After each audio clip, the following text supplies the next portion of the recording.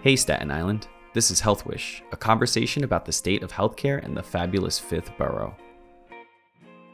Our aim is to raise issues, raise awareness, and raise health. Because when we raise health, we raise everyone. When you're hot, you're hot. Today, we're back at the Hot Corner, Engine Company 155, Ladder 78 in New Brighton, visiting with some of New York's bravest, including Staten Island Borough Commander Chief Kevin Woods and Division 8 Commander Chief Brian Gorman. In this episode, we learn how the FDNY and the hospital conduct joint training exercises to improve safety for both teams, how the hospital's community health team is actively working to raise the health status of younger civil service workers and those nearing retirement, and the men of Engine 155, Ladder 78, share fond memories of their fallen brother, Lieutenant Robert Bobby Ryan. Give a listen. So we were just talking while we were on the break how the fire department and the hospital makes it safer in the hospital and in the community. So we do have periodic multi-jurisdictional drills, and we were just talking about 2 drills that we had that actually made the hospital safer. So I know, Chief Gorman, you were at Princess Bay. It's the old South Side. Yes, and I think when you get that kind of joint venture, afterwards when you're comparing how people reacted at the drill and then you have your hot wash, a couple of good things came out of it. We brought up a couple of points that would make things easier for us. And it's not just good for the fire department, but for the hospital as well. They're also evaluating their people. And the hospital, Frank, at the time, I think you were in charge of that. You guys jumped right on that, certain labeling with certain stairways and having key people at the right spots when we'd come in to direct us to the emergency. I thought it worked well. And we follow a very similar framework that you do when it comes to the incident command system. And yes, we do have roles and we practice those all the time. So it's great when you guys come in and we see how we blend together. Moving into that, a lot of what we do at the hospital is community outreach. The inpatient care is what we do. If you get sick, you come to the ER. If we have to admit you, we admit you. If you need surgery, we would do that. What we really took on over the last year or two is really reaching out to our civil servants, police, fire, sanitation, teachers, to really try to access healthcare for you. There's not a lot of things we could do to give back, but one of the things we could do is facilitate your care at the hospital. So I found it strange, and I guess I find it strange now because I'm a little older, but when I was a young fireman, I don't remember who my doctor was. And when you talk to some of these young guys, and in this room there's not too many young guys, there's a couple back here and Dominic, you don't have to answer if you don't want to. Do you have a private physician? Do you go to a doctor? Yes. Great. So the answer I get more than half the time is no, that I don't have a private physician. So a lot of our job is educating these young civil servants, take care of your health now, just like you train to take care of your health in a fire situation. Take care of your health now, and that'll pay off dividends later. For the more seasoned guys in the group, what we started is end-of-career scans, heart scans and upper abdomen scans to make sure if you're getting ready to retire, after years of being exposed to smoke and toxins, making sure that your lungs are clean, that your heart is clean, and God forbid it's not, hooking you up with services to get you treated as soon as possible. A lot of the guys in the room who survived 9/11, I know go to medicals every year. We work with the 9/11 office on Staten Island to get a lot of these things done. So we're always here to help you guys, surf the system on Staten Island. And if you're comfortable with the physicians that we've recruited over specifically the last 4 or 5 years, we're recruiting world-class physicians. Our neurosurgeon, we sort of poached him from Manhattan. Our cardiac surgery program is in the top 3% in the country.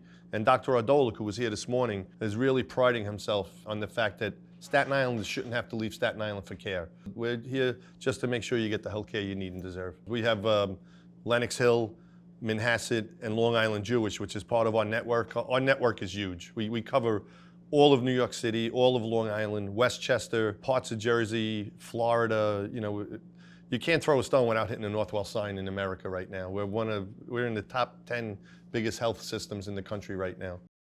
So in order to keep firefighters well-versed in different types of buildings, what kind of training or programs has the fire department implemented to make that happen? One of the good programs they had it many years ago, and it was such a success that they brought it back, was the rotation program, where you'll start in an engine in Staten Island, and then after a year, you'll end up in a truck in Manhattan, or a truck in the Bronx, or if you started a truck in Brooklyn, after a year, they'll put you at an engine out in Queens. And the one thing you get to see is that although the communities are all different as they go around, that the job is the same. I mean, We've all heard it, right? Same circus, different clowns. And it kind of applies. You get to see how we're set up so that you can operate anywhere. But at the same time, you get this experience that you may not get in the neighborhood or borough you're in at that time to make you a more well-rounded fireman. It does help, though. I mean, now guys want to move up. They study, they get promoted. Now they have that in their Rolodex. And you can read everything you want, but you're only as good as your experience. And the guys will tell you that's why the senior firefighter is always respected. Why? Because he's been to so many fires. He can think back, I've been in this situation before, and in this situation, this is what served us well, or this is what worked well. And that's a big part of it. Being out in the field it's your Rolodex. Everybody develops their Rolodex. Every one of these guys here, I'm sure they all know. They're all thinking back right now to their last good job and what happened at that fire, and you store that away, and it becomes like muscle memory,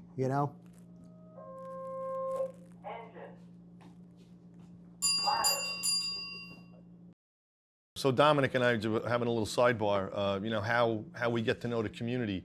And, the engines are certified first responders when it comes to first aid calls. As Chief Wood said, you're going to see a fire truck in about 4 minutes if you dial 911, and the ambulance will come a couple of minutes after that. That's just based on the way fire department houses are spread. So Dominic, tell us, how you find that to be an advantage. It's a big advantage, especially for us, because it's basically our way into these buildings. It's our way into also getting to know some of these people, see who's living in the area, who we're dealing with. But getting inside these places kind of exposes what we can't get into.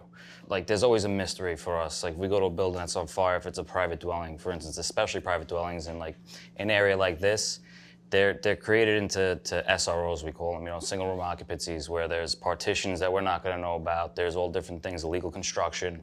And that's a big advantage for us in training, because we see that, we come back to here at the kitchen table, like we keep referencing, and we'll talk about it. What can we possibly do? What can we plan for a strategy if we do end up going to something in that building?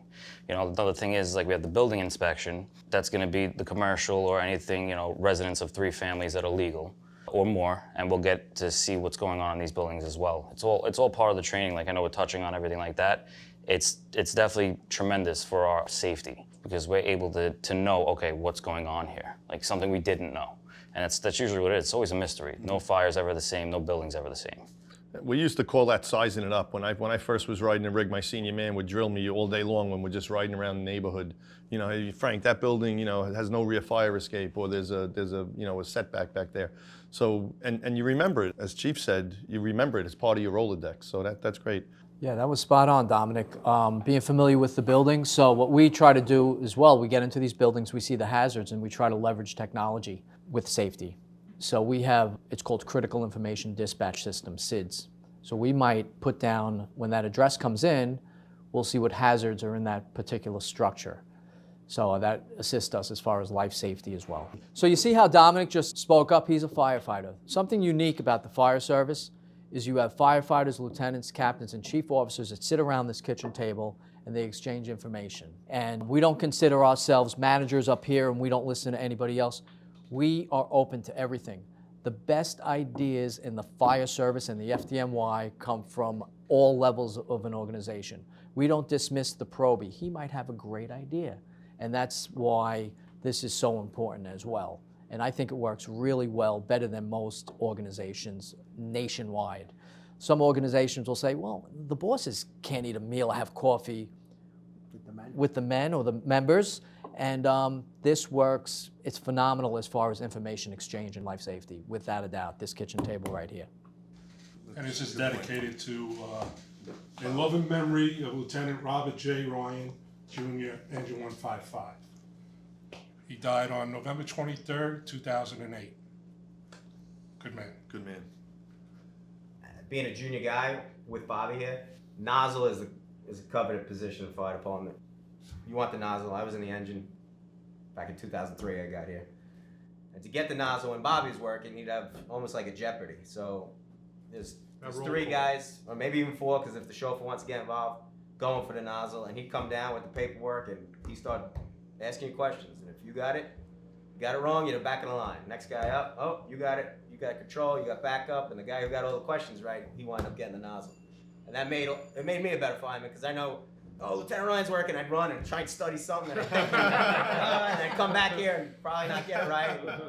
Kevin would get it, he'd have the nozzle. Yeah, so that instilled a lot of knowledge with You us. used to say, you asking me or you telling me? Yes. You know? Bobby Ryan's circle of trust, right? Yeah, Circle of trust, circle yeah, of trust. Still on the door upstairs. You might be in the center one day and you might be in the other. That's another strategy. You're only as good as your last good That's deed, it. right? That's it. Exactly Yeah. right. And he had quotes. He had a book of quotes, and he would come down. The big one was on the wall of Churchill, right?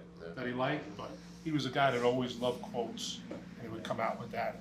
He was very good at finding small positive ways to make, being here better. Whether it's drilling, whether it's, little boats you hang up everywhere, The more I learn about him, the more proud I am that I got to know him. And I think we're going to continue this as long as we have to thank Dr. Cooper for it, because he's been from the beginning, and he's always there when we present the toys and stuff. He always makes a beautiful speech. We passed it on, I did it for 10 years. Kenny did it. Now Dom's turn. Mike Limber did it. But the whole firehouse comes around it, and we get the word out that we're doing the toy drive. And again, we're not just the hospital. We're everywhere. I want to thank you for allowing us into your home and your house. It's been a long time since I sat around a kitchen table, and the memories are just flooding back. Proud to be a member of this brotherhood, and as we said before, once a firefighter, always a firefighter. But the good that you guys are doing is really amazing. The work, Bobby Ryan, what an example, and you guys are living by his legacy, and that's just something to be proud of every day. I mean, your kids are proud of you, your mothers and fathers are proud of you. It's just a noble thing that you do. And you guys took it to the next level. And once again, from Staten Island University Hospital, thank you so much for inviting us in and being a part of this wonderful, The wonderful. fire department will never forget. Never forget. HealthWish wishes to thank our very special guests: Staten Island Borough Commander Chief Kevin Woods, Division 8 Commander Chief Brian Gorman, and the Bravest from Engine Company 155, Ladder 78. We're very interested in your health wish. Contact us at healthwish@northwell.edu. Thanks for joining us. We hope to see you again soon.